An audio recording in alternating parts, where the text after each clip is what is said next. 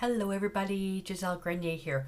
Forewarning, my door is wide open because every time I close it, Mia pushes her nose and keeps pushing the door open because she's laying right there. So it's also close to feeding time, so Chaos is probably going to be meowing, so just to let you know. Alrighty, okay. So in today's video lesson, I'm going to be kind of building on another lesson that I just did from another background I just did.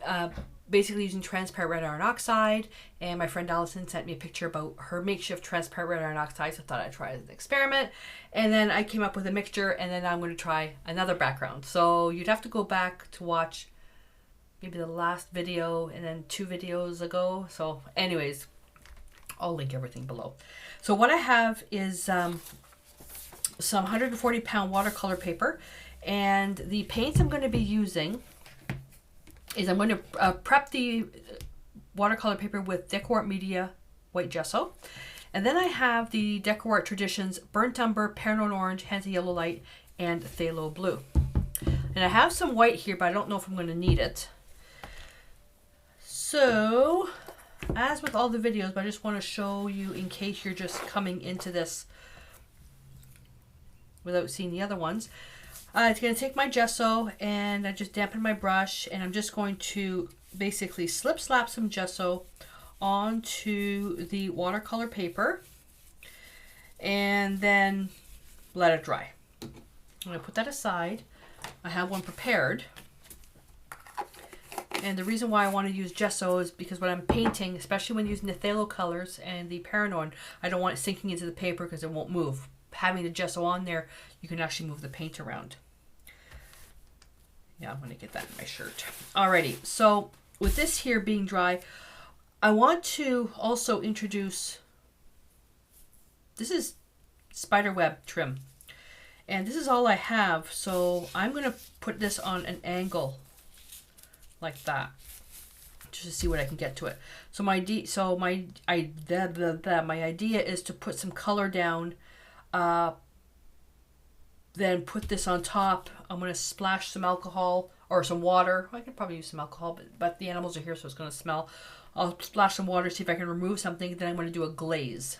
So let me see if I can use the same brush.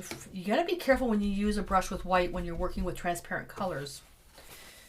Reason is obvious.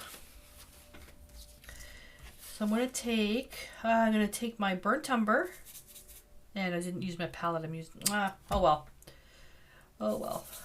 I'm going to get something nice and dark. And I'm going to get some clean water. I'm just going to put that on there. And then I'll pick up a little bit more blue over here. And just going to mix up the colors a bit. That's a beautiful color. And I have a spray bottle on the side waiting for me. And I want to make sure I have a lot of action in here. I don't want this to be a perfectly smooth piece.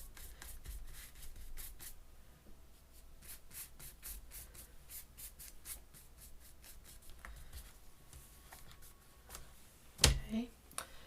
And I've got my water here, so I'm just going to do a light mist.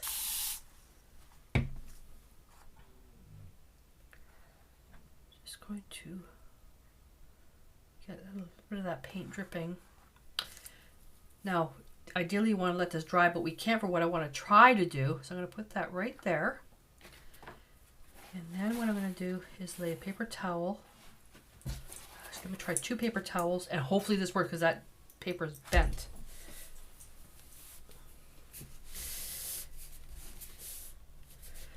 So if this works, the only thing that'll be protected is where this trim is, but it's fabric, so it's probably going to absorb some of the water. Did it work? Not really. Whoopsie. Not really.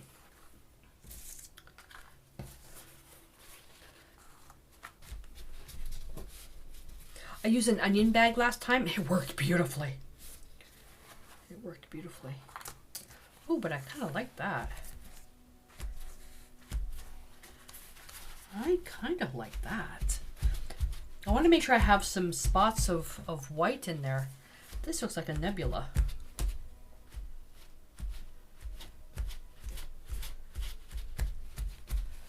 Yeah, I like that.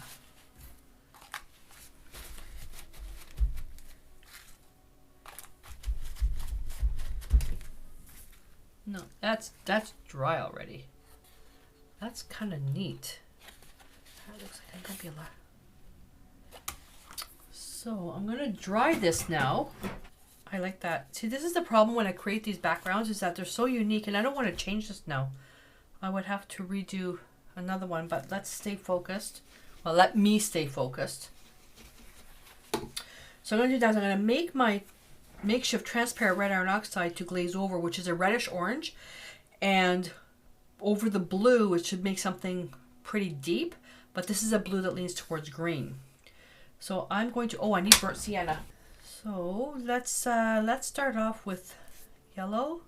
Roughly equal parts of Hansa Yellow Light and Paranone Orange. A little bit more yellow than that. So double the Hansa Yellow Light. Let's take a little bit of burnt sienna in there.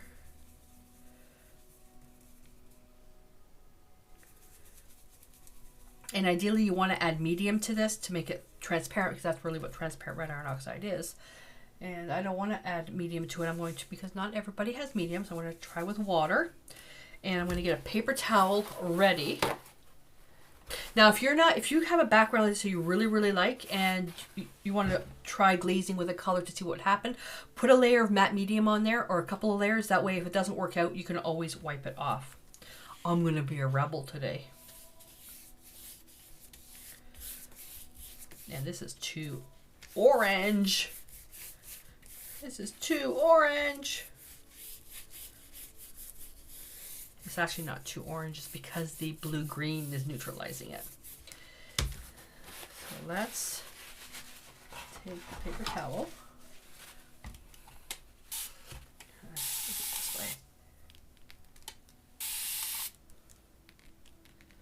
way.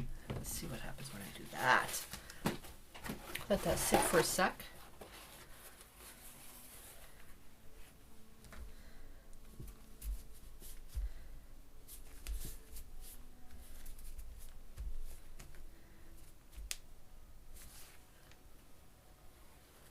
Ooh, that's interesting. So, not loving it. Not loving it because that is too opaque, but it's not bad.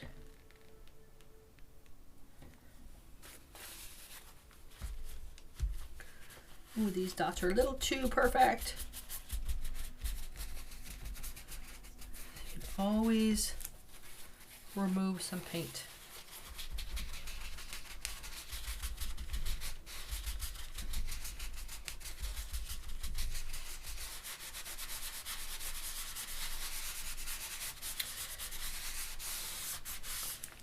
Alizarin crimson. Oh, there's no room on there. Now with the phthalo blue leaning towards green, that's kind of why I got all neutral light. But if I take alizarin crimson, pop that on there. Yeah, look at that. So now I'm thinking I probably could have removed even more of the paint. I could have removed more of the paint there. Yeah, that's actually not bad at all. I prefer this one. Oops, took a bit too much off there. So once you have that there, what can you do if you want to, boost that up a bit more? We can scrape a little bit of white on there, and then we can let that dry, then put another layer of the alizarin crimson. So you have to make sure that this is dry before you do this next step. I'm doing this on the fly. Okay, very little amount. And let's boost that right up here. Soft edges.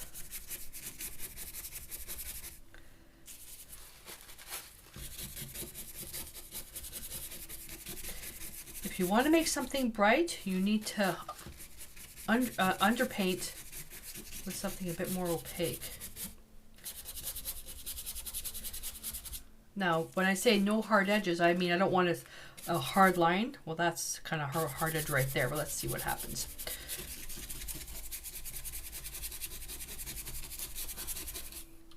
That's why you got to make sure it's really dry. And let's focus a little bit more light right in here.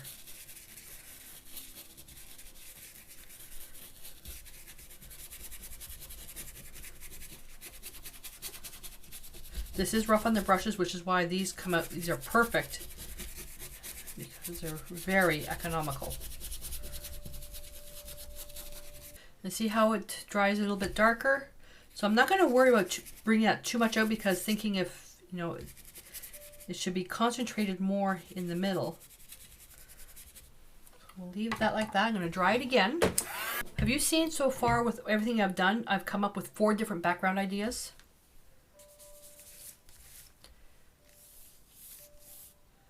And water. But yeah, medium is fine for this. You gotta make sure this is dry.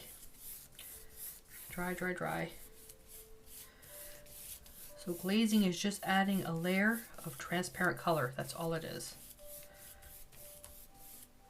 And I can turn around then and splash the water and then, you know, pick up some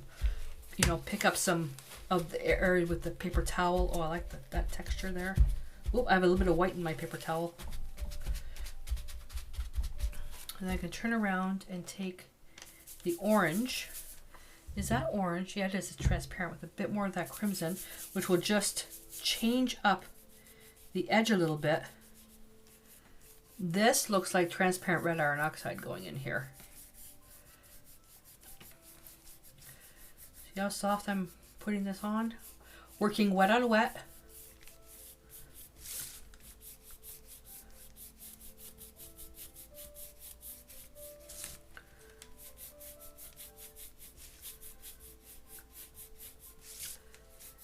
Just working towards the center.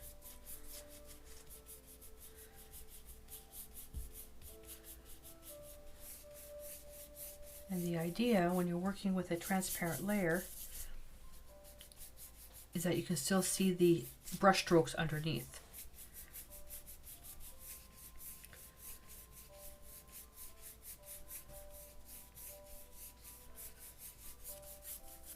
The more layers that you add, glazing layers, the darker it's going to become. Look at that. See right there? I didn't put any. Where's the glare? Come on, glare. Right there. There's no paint in there, which is the brightest area. But see, by just adding the white and putting the color over, it just really stands out. I'm going to dry this again.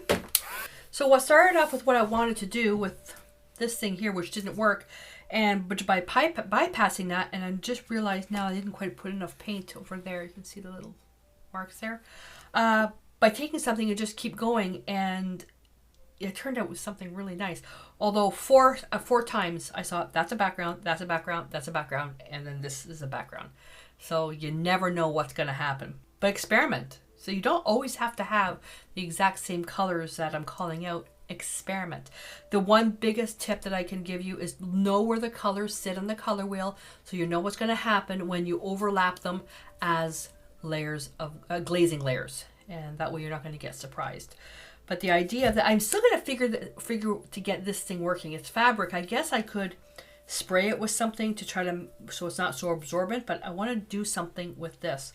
Well, other than collaging it and using modeling paste, but I would love to use this to remove paint in that thing.